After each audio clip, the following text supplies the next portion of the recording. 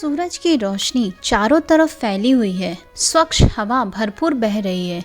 यदि आप अपने घर के सारे दरवाजे खिड़की बंद कर लें तो ना आपके कमरे में रोशनी आएगी और ना हवा। आपके कमरे में अंधकार और सड़ी गली हवा ही भरी रहेगी। यदि आप उजाला चाहते हैं, साफ सुथरी हवा चाहते हैं, तो आपको अपने खिड़की दरवाजे खोलकर रखने होंगे। पंडित श्री राम शर्मा आचार्य जी। पुस्तक का नाम प्राण चेतना में महाप्राण का अवतरण। अक्सर यह देखने में आता है कि एक ही जैसी परिस्थिति में एक व्यक्ति शांत और स्थिर है तो दूसरा व्यक्ति उत्तेजित और अस्थिर। वह कौन सी शक्ति है जो पहले व्यक्ति में भरपूर है तथा दूसरे में उसकी कमी है? वह शक्ति है प्राण शक्ति। प्राण शक्ति ही हमारे जीवन का आधार है। यदि वह भरपूर मात्रा में हो तो हम शक्तिशाली होते हैं तथा यदि कम मात्रा में हो तो निर्बल बनाती है। कठिन परिस्थितियों में यही प्राण शक्ति हमें स्थिरता प्रदान करती है। क्या इस प्राण शक्ति को अर्जित करने और निर्बल से संबल बनाने प्रत्यावर्तन की कोई विधि है? हाँ, बिल्कुल है। एक ऐसी विधि जो एक युग पुरुष ने अपने जीवन में शोध करके सीखी है और अपने कुछ शिष्यों को सिखाने का एक प्रयास किया है। उसी विधि को सर्वसुलभ करने के प्रयोजन से इस पुस्तक में प्राण प्रत्यावर्तन पर दिए उनके कुछ प्रवचनों का संकलन किया गया है। पुस्तक पर आधारित कुछ प्रश्न। साधना में क्या अनुशासन बरतने चाहिए? कब कौन सा ध्यान करना चाहिए?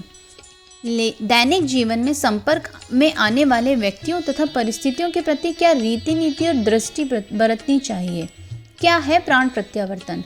इन सभी प्रश्नों का उत्तर लेकर आपके समक्ष प्रस्तुत है एक लघु पुस्तक जो युग ऋषि पंडित श्री राम शर्मा द्वारा अपने व्यक्तिगत अनुभवों पर आधारित प्रवचनों का संकलन है, जिनमें उन्होंने धर्म और अध्यात्म का व्यवहारिक पक्ष समझाया है। पुस्तक के कुछ अंश। माता के गर्भ से जीव पशु होकर आता है। संस्कारों से वह मनुष्य बनता है। बच्चे पैदा करना, खाना पीना, ये काम तो कीड़े मकोड़े और मक्खी मच्छरों के हैं। इनके सामने कोई बड़ा लक्ष्य नहीं होता। जिनके सामने कुछ लक्ष्य होता है वे इंसान होते हैं। मन खाली नहीं रह सकता। इस खाली मन को भगवान से भर लीजिए। भगवान शक्ति का नाम है, व्यक्ति का नहीं। वह शक्ति विचारणा के रूप में होती है। हमारे ऊपर कषाय कलबस जम गए हैं। हमारा भगवान इनकी दीवार के पीछे बैठा है, परंतु वह हमें इस दीवार के कारण दिखलाई नहीं देता। जिस दिन आप इसे हटा देंगे उस दिन आप नारायण हो जाएंगे।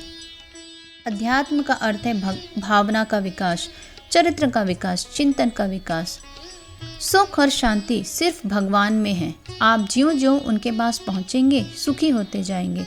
पर भगवान असली होना चाहिए। भगवान श्रेष्ठ विचार है। जब आपके अंतःकरण में श्रेष्ठ भावनाएं हों तो जानना चाहिए कि आप और भगवान एक हो गए हैं। जिस अध्यात्म ने हर आदमी को भिखारी बना दिया है वह अध्यात्म नहीं है। अध्यात्म वह है जो आदमी को स्वावलंबी साहसी बनाता है। कर्तव्य पूर्ति ही स्वर्ग है। कर्तव्य करते हुए यदि हम असफल हो जाते हैं तो कोई बुरी बात नहीं है। ईसा, सुकरात, गांधी असफल हो गए, पर वह असफलता सफलता से 100 गुनी अच्छी है। कर्तव्य से आंखों में एक ज्योति आ जाती है, मन में एक सुख शांति आ जाती है। यह आत्मबल से उत्पन्न हुई शांति है। पुस्तक के कुछ बिंदु। मन और प्राण की तैयारी, साधना और सिद्धि का तत्वदर्शन, समग्र सुख शांति का स्रोत, पात्रता अर्जन और परिणति।